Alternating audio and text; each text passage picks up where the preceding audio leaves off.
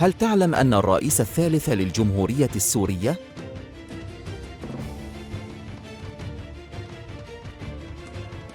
هو بهيج بك الخطيب من مواليد 1897؟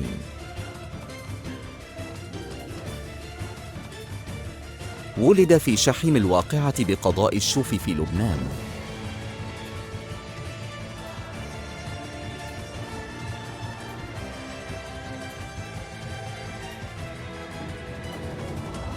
الخطيب شغل منصب رئيس الجمهورية السورية بالتعيين.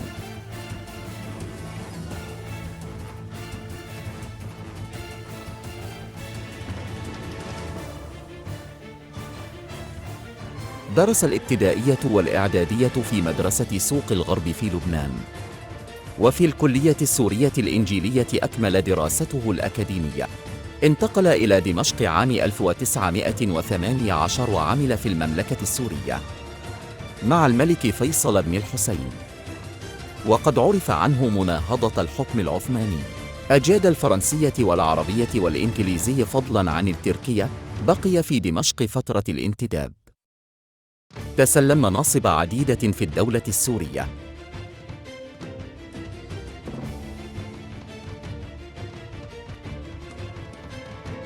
رئيس كتاب الديوان الملكي في طرابلس الشام من 2/7/1918 لغاية 25/1/1919. كاتب وزارة الخارجية في دمشق من 1/4/1920 لغاية 12/12/1920. كاتب ومفتش ومترجم في دمشق من 1/1/1921 لغاية 15/1/1923. سكرتير ومترجم من الدرجة الثالثة في دمشق من 16/1/1923 لغاية 30/1/1923. رئيس ديوان الحاكمية في دمشق من 1/1/1924 لغاية 30/1/1924. رئيس ديوان وزارة الداخلية في دمشق من 1/1/1925 لغاية 10/8/1926، بالإضافة إلى الوظيفة المنضمة إليه وكيل قائم مقام الزبداني من 3/9/1925 لغاية 21/9/1925. رئيس ديوان وزارة الداخلية في دمشق من 1/4/1926 لغاية 1927. رئيس ديوان وزارة الداخلية في دمشق ومفتش درجة أولى في 18/3/1928 لغاية 1930. رئيس ديوان الداخلية في دمشق من 20/6/1930 لغاية 1/10/1931، بالإضافة إلى الوظيفة المنضمة إليه وكيل أمور الشرطة العام في دمشق.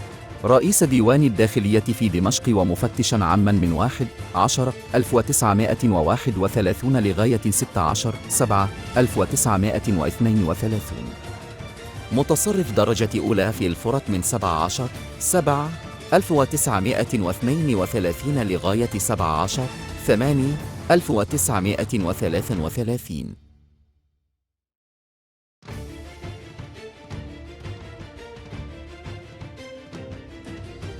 مفتش عام للأمور الإدارية في دمشق 19/8/1933. مفتش عام للأمور الإدارية بالإضافة بتكليفه بإدارة أعمال رئاسة بلدية دمشق في 8/4/1935. محافظ لدمشق عام 1935. محافظ لجبل الدروز عام 1937. محافظ للجزيرة العليا في 13 من مارس لسنة 1939، ثم مديراً عاماً للداخلية. بعد استقالة هاشم الأتسي الرئيس الثاني لسوريا، أصدر المفوض السامي الفرنسي غابرييل بيو قراراً عين بموجبه الخطيب رئيساً لحكومة المديرين.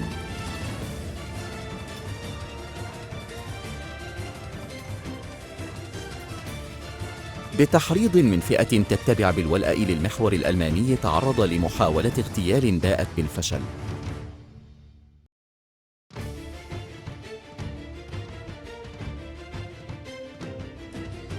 بعد سقوط فرنسا بيد ألمانيا النازية وإعلان المناطق المنتدب عليها سوريا ولبنان تحت حكم فيشي النازية، وبعد الحصار لتلك المناطق من قبل الحلفاء الذي نتج عنه تضخم وغلاء في سوريا، اندلعت مسيرات حاشدة في دمشق وحلب عام 1941 نددت بالسياسة الفيشية.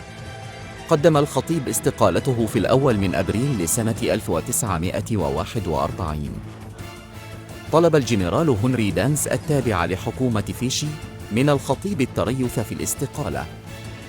بعد دخول فرنسا الحرة بقيادة الجنرال دي غول سوريا، تولى الخطيب وزارة الداخلية بين العام 1941 وعام 1942. عاد إلى لبنان عام 1943.